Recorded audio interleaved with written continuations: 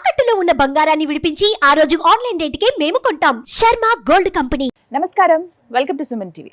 ఇవాళ మనతో పాటు ప్రణవానంద ప్రభుజీ ఉన్నారు.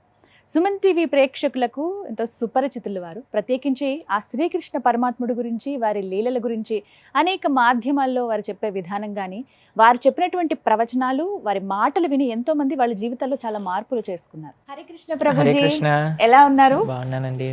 చాలా సంతోషం. చాలా రోజుల తర్వాత మాట్లాడుతూ ఉన్నాము. మీరు కూడా చాలా బిజీగా ఉన్నారని విన్నాము.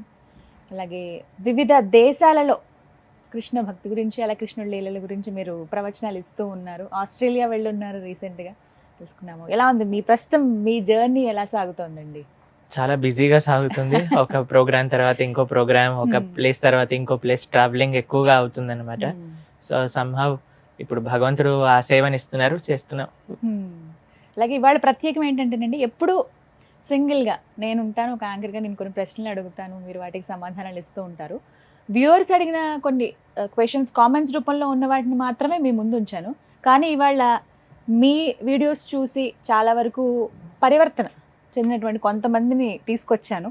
వీళ్ళు ఏంటంటే చాలా సందేహాలు ఉన్నాయి మాకు, మేము డైరెక్ట్గా ప్రభుజీతో మాట్లాడాలనుకుంటున్నామని ఎప్పటి నుంచో అడుగుతున్న వాళ్ళే. సో అలా కొంతమంది మాత్రమే, చాలా మంది అలా నాకు ఎప్పుడు ప్రోగ్రామ్కి వెళ్ళినా, ఈవెన్ నేపాల్కి వెళ్ళినా కూడా మమ్మల్ని చాలా మంది పలకరించి మరి అడుగుతూ ఉన్నారు, ఇలా ప్రణవానంద గారితో ఇంటర్వ్యూస్ చేస్తారు కదా, మేము వారితో మాట్లాడాలనుకుంటున్నాం, ఎలా ఎలా అని చాలా మంది. బట్ మీ సందేహాలు ఏంటో చెప్పండి, మీ తరపున నేను అడుగుతానని చెప్పి ఎప్పుడు వాళ్ళకి చెప్తూ ఉంటాను. అలా చాలా క్వశ్చన్స్ ఇవాళ నేను ప్రత్యేకంగా అడిగే కన్నా ఇక్కడ ఉన్నటువంటి ఆడియన్స్ ఎవరైతే ఉన్నారో వీళ్ళు అడుగుతారు.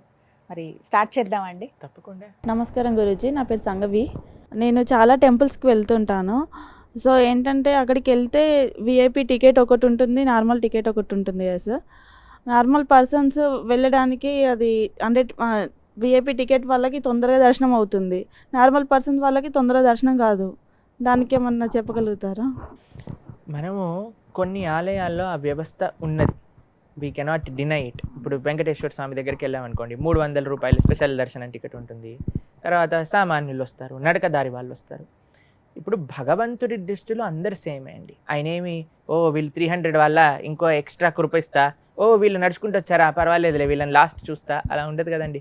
స్వామి ఎప్పుడు సేమ్ అనుగ్రహం, అందరికీ ఒకటే విధంగా భగవంతుడు భావన ఉంటుంది.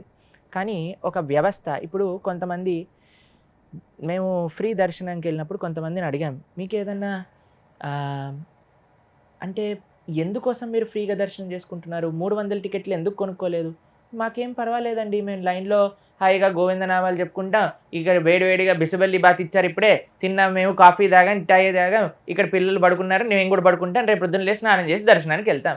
అంటే మీకేమి కష్టం కలగట్లేదు కదా? కష్టం ఏముంది, ఇంత బ్రహ్మాండంగా ఉంది, దేవుడి సన్నిధిలో గలపగలుగుతున్నాము అని కొంతమంది చెప్పినారు నాకు. దాంతోపాటు కొంతమందికి ఇబ్బంది అవుతుంది. సపోజ్ కొంతమంది ఫస్ట్ విఐపీలు అందరినీ పంపించేశారు, దాని తర్వాత ఇది. ఈ వ్యవస్థ ఎక్కడ లేదు చెప్పండి. మీరు ఎప్పుడైనా క్రికెట్ చూడడానికి వెళ్ళారనుకోండి, విఐపి సీట్లను ఉంటాయి, ఫ్రంట్ కారిడార్ సీట్లను ఉంటాయి. సినిమా థియేటర్కి వెళ్ళారా మీరు, రిక్లైనర్ సీట్లు ఉంటాయి, బాల్కనీ థియేటర్ సీట్లు ఉంటాయి. అందరికంటే తక్కువ పెట్టిన వాడి ఫస్ట్ సీట్ ఇస్తాడు, వాడు ఇలా చూడాలి సినిమాని. అందరికంటే ఎక్కువ కాస్ట్లీ టికెట్స్ అన్ని కొద్దిగా వెనకాల ఉంటాయి, అక్కడ నుంచి హ్యాపీగా వాడు రిలాక్స్ అయ్యి చూస్తూ ఉంటాడు. అన్ని చోట్ల ఉన్నది కదా ఈ సిస్టమ్. ఆ సిస్టమ్ని మరి దేవుడి దగ్గర ఎందుకు, అన్యాయం కదా అని చాలామందికి మనసులో బాధ వస్తుంది. కానీ మీరు చూసారనుకోండి, కొంతమందికి సమయం ఉంటుంది, కొంతమందికి డబ్బులు ఉంటాయి, కొంతమందికి త్వరగా దర్శనం కావాలని ఉంటుంది, కొంతమంది వాళ్ళు చేసే సర్వీసెస్, ఇప్పుడు పొలిటీషియన్స్ ఉంటారు, వాళ్ళు ఎంతసేపు అని లైన్లో ఉంటారు, వాళ్ళకి ఇంకా బిజినెస్లు ఉంటాయి కదా, ఏం చేయాలి అని. కానీ ఒక ఓవరాల్ మంచి మూడ్ అని అంటే, మీకు కొన్ని ఆలయాల్లో దక్షిణాది ప్రదేశాలలో అలా విఐపి టికెట్స్ ఉంటాయి. మీరు పూరి జగన్నాథ్ వెళ్ళారా ఎప్పుడైనా? అందులో విఐపి లేడు, ఎవరు లేడు, అందరిని వేసి తొక్కేయటం అంతే.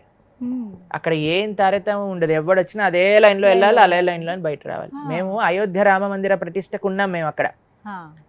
ఆ రోజు జనవరి 22వ తారీఖున, ఆ రోజు దర్శనం వెళ్ళే సమయానికి మేము మళ్ళీ బయటకు వస్తామా లేదా తెలియని పరిస్థితిలో ఉండే మేము. అలా అందరూ ఒకటే దారి, విఐపి లేరు, ఎవరు లేరు. వివిఐపి పెద్ద పెద్ద వాళ్ళు 30 సెక్యూరిటీ పెట్టుకున్న వాళ్ళు వచ్చిన వాళ్ళు కూడా, అయ్యా రామ ఈసారి మిమ్మల్ని చూడలేము, ఈ రష్కి నెక్స్ట్ టైం వస్తాము అని చెప్పి వెళ్ళిపోయిన వాళ్ళు తెలుసు. రామాయణ సీరియల్లో ఎవరైతే రాముడి పాత్ర చేశారో ఆయనకి దర్శనం కలగలేదు ఆ రోజు. అంత సామాన్య ప్రజలందరూ కూడా అలా ఆలయంలోకి వెళ్ళిపోయి అలా బయటికి వెళ్ళిపోయి, ఇప్పటికీ కూడా కొన్ని ఆలయాల్లో లేవు, కొన్ని వ్యవస్థలు ఉన్నాయి. అది కరెక్టా రాంగా అని అంటే కొన్ని విధాలుగా చూస్తే అది రాంగ్, కానీ కొన్ని విధాలుగా చూస్తే అది కరెక్ట్. కొంతమందికి సమయం ఉంటుంది, వాళ్ళు దర్శనం కోసం స్పెండ్ చేస్తారు. కొంతమందికి డబ్బులు ఉన్నాయా, నేను ఉండలేను, త్వరగా దర్శనం చేసుకోవాలి, చేసుకుంటారు. అలాగే వికలాంగులకి సపరేట్ లైన్ ఉంది తిరుమలలో, వాళ్ళు తొందరగా ఎవరెవరి కన్వీనియన్స్ బట్టి వాళ్ళు. ఈ వ్యవస్థలో కొద్దిగా అలాంటి తప్పులు ఉండొచ్చు, కానీ భగవంతుడి దృష్టిలో తప్పు ఉండదండి. ఆయన విఐపి దర్శనంలో కళ్ళు కొద్దిగా ఇలా పెద్దగా చేసి, ఫ్రీ దర్శనంలో కొద్దిగా కళ్ళు చిన్నగా చేసి, ఆయన ఏదో బిజీగా వీళ్ళు ఫ్రీ వాళ్ళే, పద్మావతి నువ్వు చెప్పు, అలా ఏమి ఉండదు ఆయన దగ్గర.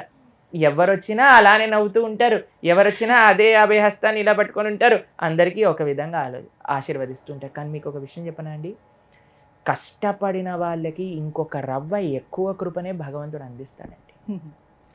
ఇప్పుడు మీకు ఎవరైనా మీ పుట్టినరోజు రోజు ఒకళ్ళు కార్డ్ షాప్లో చాలా ఫ్యాన్సీ గ్రీటింగ్ కార్డ్ కొని మీకు ఇచ్చారు, కానీ ఒక పిల్లవాడు 5 రోజులు కూర్చొని స్కెచ్ పెన్తో డ్రా చేసి మీ ఫొటోస్ అన్ని కలెక్ట్ చేసి నీట్గా పెట్టి ఫ్లవర్స్ కొనుక్కొని బొకేలా అరేంజ్ చేసి తీసుకొని మీకు ఇచ్చారు.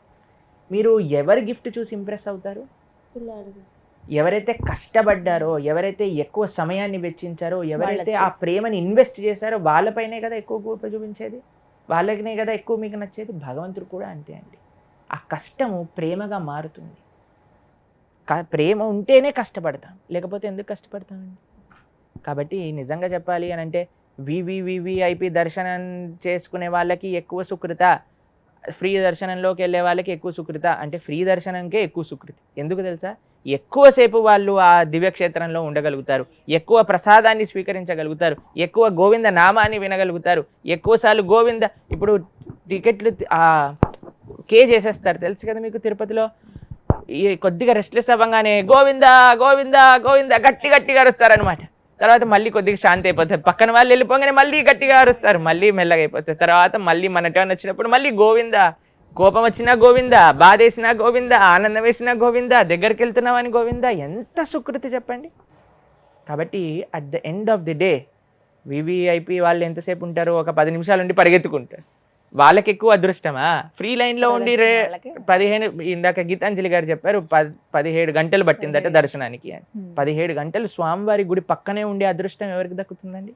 అది మాత్రం నిజం అండి. కాబట్టి మనము ప్రపంచాన్ని ఏ దృష్టితో చూస్తే మనకు అలా కనిపిస్తుంది. యద్భావం తద్భవతి. కానీ మన మనసులో కానీ ప్రతి దాంట్లో పాజిటివ్ అవుట్లుక్ కానీ ఉండగలిగితే మనకి ప్రతి విషయంలో కూడా మంచి కనిపిస్తుంది. అంటే దేవుడి ముందు అందరూ ఒకటే, ఆయనకి అందరూ 110 పేదైనా ధనిక ఆయన. మనకి ఉండుండొచ్చు, మనం విఐపికి వెళ్ళాలి, ఇలా వెళ్ళాలి, లేదా ఫ్రీ దర్శనంకి కొంతమంది సర్వదర్శనంకి మేము వెళ్ళాం, నడకదారిలో వెళ్ళాం తిరుపతి, సర్వదర్శనానికి వెళ్ళాం. కొంతమంది నన్ను అడిగిన ప్రశ్న ఏంటంటే, మీరు ఇలా ఫలానా కదండి సుమంటి అని, మీకు విఐపి దర్శనం ఉంటుంది కదా, మీరు సర్వదర్శనంకి ఎందుకు వచ్చారు అని చాలామంది ప్రశ్న వేశారు నన్ను. నాకు సర్వదర్శనంలో వెళ్తేనే ఆనందం, ఎక్కువసేపు ఉండగలుగుతాను అనేది. చూసారా? కాబట్టి ప్రతి ఒక్క వ్యవస్థకి కూడా దాని మంచి, దాని చెడు ఉంటుంది. కానీ మనం మంచిని చూడాలి, చెడుని సంస్కరించే ప్రయత్నము ఆ శక్తి కలిగిన వాళ్ళమైతే సంస్కరించవచ్చు. అణువణువున భక్తి అయితే కనిపించింది నాకు, ప్రతి క్షణం ఆ స్వామి నామం చెప్పి. మనకేమొచ్చింది అన్ని గంటలు ఉండటం వల్ల అని అంటే మంచే జరిగింది ఒక విధంగా. కాబట్టి ప్రతి దాంట్లో మనం మంచిని వెతకటం ప్రారంభం చేయాలి. కాబట్టి వ్యవస్థని మార్చలేము, ఆ వ్యవస్థలో ఎలా మనం మంచిగా భగవంతుణ్ణి సేవించుకోవచ్చు, అది మన ఫోకస్ ఉంది. చక్కగా చెప్పారు గురుజీ. హరే కృష్ణ.